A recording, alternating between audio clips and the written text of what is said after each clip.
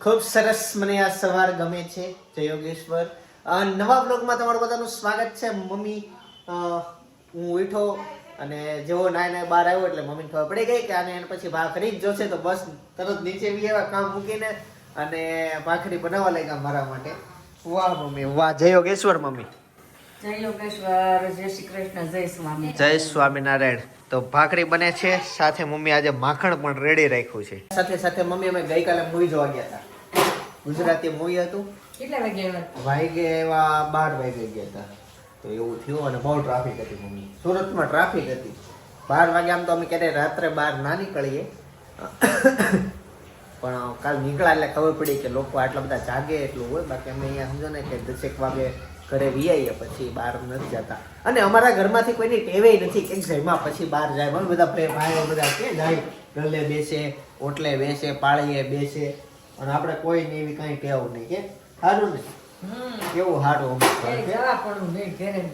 ઘરે કેમ કે કોઈ વ્યસન નહીં એટલે બહાર જવાનું કે કેવું નહીં. અને ઈ ટાઈપના કોઈ ભાઈબંધી નહીં કે બેહીન મહેફિલ જામીએ કેવું. ચાલો તો એ મસ્ત ભાખરી જમશું. મમ્મી કાલે આખો રોટલો તો હું ખાઈ ગયો તો અડધો ક્યાંથી આવ્યો? સવારે બનાવ્યો તમારા માટે. તમે રોજ સવાર રોટલો ખાવ? ઘણા લોકોના સવાલ હોય. સારું કહેવાય. એ સારું, મને ગમ્યું. લ્યો માખણની સાથે મમ્મીએ જો તો મસ્ત નવો બોળો બનાવ્યો છે, એટલે મરચાનો. તો જમી લઉં. આમ તો ઘણી વાર મારે એકલા જ જમવાનું હોય ને તે હું આવી રીતના અહીંયા જમી લઉં ડાઇનિંગ ટેબલ ઉપર. બાકી પરિવાર સાથે બેસવાનું હોય તે અમે નીચે બેસીને જમી લઈએ. હું એકલો હોઉં તો આવી રીતના જમી લઉં અહીંયા ઉપર બેસીને.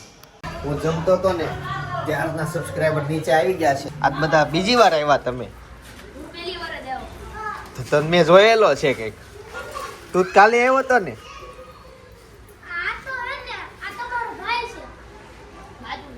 હા, એવું પૂછવા આવ્યા મને. કાર્ડ કેટલાના છે? એટલા મોંઘા આવે તો નથી લેવા.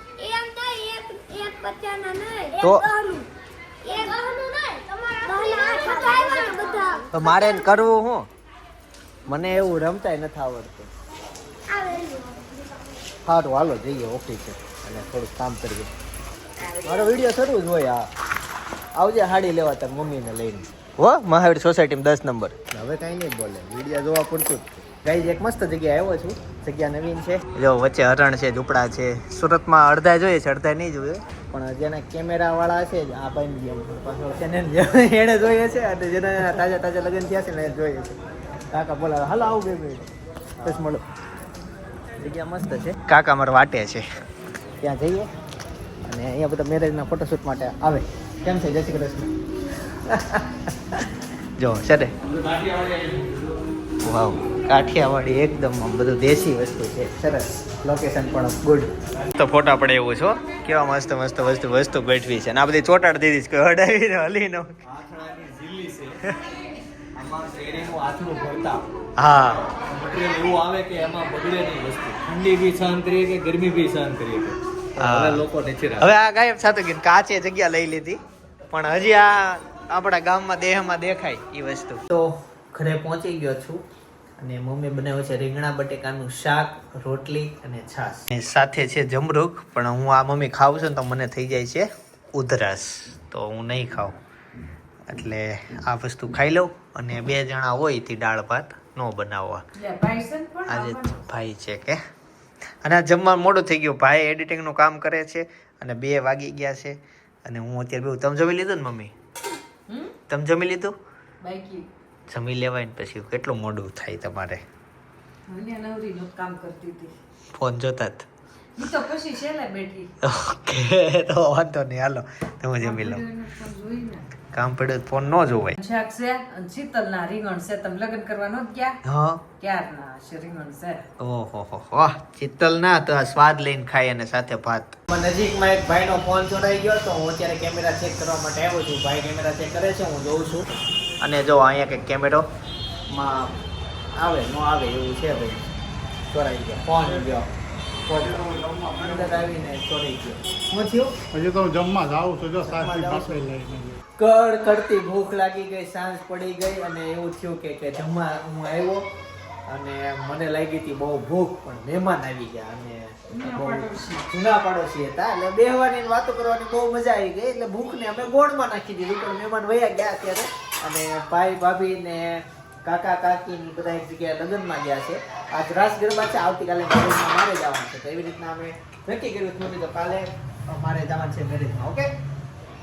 અને અત્યારે મમ્મી એમ કેવું હતું કે તમે યાદ રાખજો ધીમે ધીમે, મારી ભાખરી નહીં, સવારે જ ભાખરી, બાકી મારો રોટલો બનાવવાનો, જુવારના રોટલા બનાવો, મકાઈના બનાવો, ચોખાના બનાવો, પણ બનાવો ભાખરી ઘઉં સિવાય.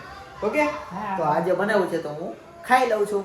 તો બહુ ભૂખ લાગી ગઈ છે, કડકડતી ભૂખ લાગી. નહીં હવે તમે જ ખાઓ, હું કાલે ખાઈશ. આજે હું મારા ભાગનું અન્ન ખાઈ લઈશ. ઓકે. ચાલો આવું છે. અને શાક શેનું બનાવ્યું છે? ગરમ હશે ને? અરે વાહ મમ્મી વાહ, મને બહુ ખબર પડી એનું છે. તાંદળિયાની ભાજી મેથી. હા ઓકે, મજા આવશે. મેથીનું શાક હોય ને ભાખરી એટલે મને તો બહુ ભાવે, પણ હવે હું ભાખરી ધીમે ધીમે ઇગ્નોર કરીશ અને મેથીના શાક સાથે હું રોટલો ખાવાનું પસંદ કરીશ. હવે સરસ. ચાલો ને એમાં લોટ વાળું મને પાછું બહુ ભાવે. પપ્પાને ન ભાવે ને લોટ વાળું. પપ્પા હોય ને તો એ લોટ વગરની મેથી બનાવે, કડકડી ભાવે એને. અને મને આ ટાઈપની બધું ભાવે. એમ ખાઈ લઉં બે તે, પણ મમ્મી દર વખતે બે અલગ અલગ જ બનાવે.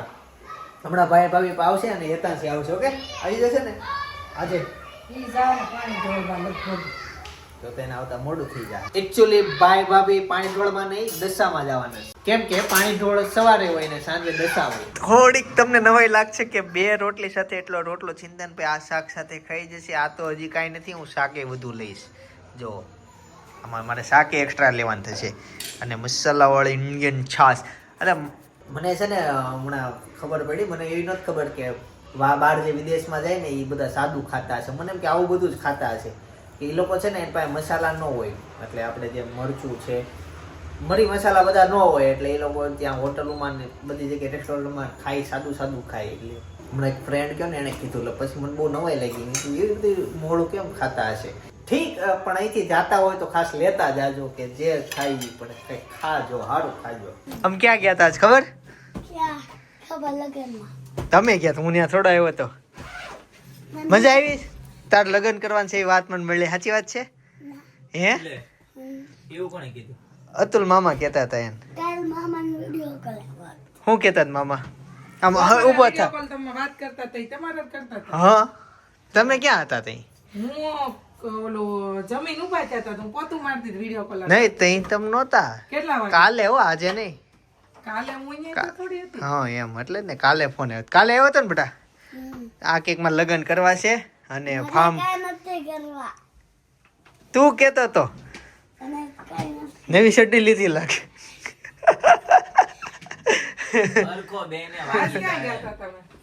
આજે તો આમ બધે ગયા તા. આમાં કેવાય એવું નથી, વિડીયો શરૂ છે ને, ફાર્મ જોવા ગયા તા. લ્યો કહી દીધું, પણ કેમ ગયા તા એ નથી કેવું મારે, પછી બધાને ખબર પડી જાય. કેમ સાચું કરી દો પછી કહી દો. લેસન થઈ ગયું. Good good. હોમવર્ક તો કાલ મામાને ઘરે ગયો પણ ત્યારે જ કરાઈ નાખ્યું. પછી આવીને ખબર જ હતી સન્ડે રાતે જવાનો છે, એટલે ઓલું નહીં થાય, જોઈ લે કસરત કરી. નવા લીધા બહાર મૂકી જા. હે ત્યાં મામાને ઘરે ગયો તો પછી લગનમાં શૂઝ પહેરીને ગયો હોય. શૂઝ અહીંથી તમે લેતા ગયા હતા? હા, એટલે ચપ્પલ થેલીમાં નાખવા પડે. પછી મોજા ભૂલી ગયા તો 20 રૂપિયા મોજા લીધા. ક્યાં મળે 20 રૂપિયાના? ક્યાં? ઘર પાસે. મામાની ઘર પાસે ખબર, મામાની દુકાન છે.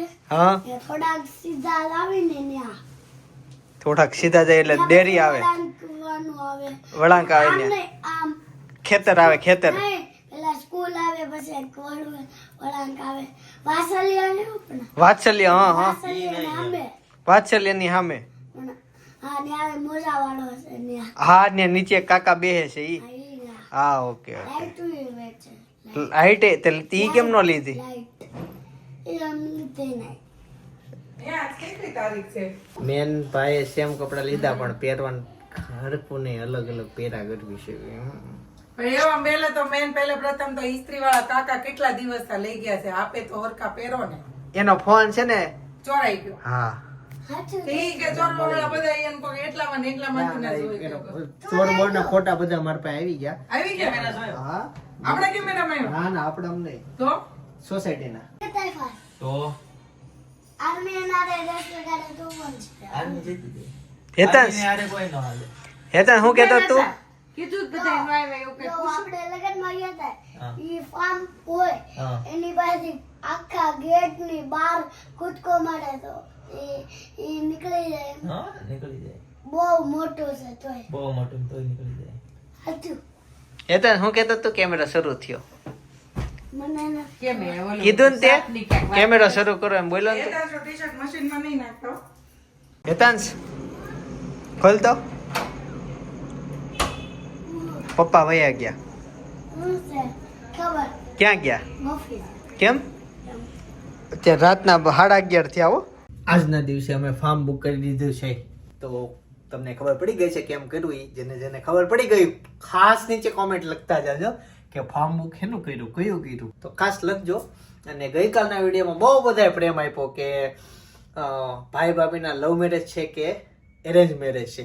તો હજી જેણે વિડીયો નથી જોયો ગઈકાલનો કે ભાઈ ભાભીએ લવ મેરેજ કર્યા છે કે એરેન્જ મેરેજ કર્યા છે એના સાથે અનેક રાજ તેમાં ખુલી ગયા છે. તો બાજુનો બ્લોગ હું સજેસ્ટ કરું છું એક ક્લિક કરીને જોતા જાઓ. આવતીકાલે સવારે 9 વાગે પાછા જય સોમનાથ જય શ્રી કૃષ્ણ જય યોગેશ.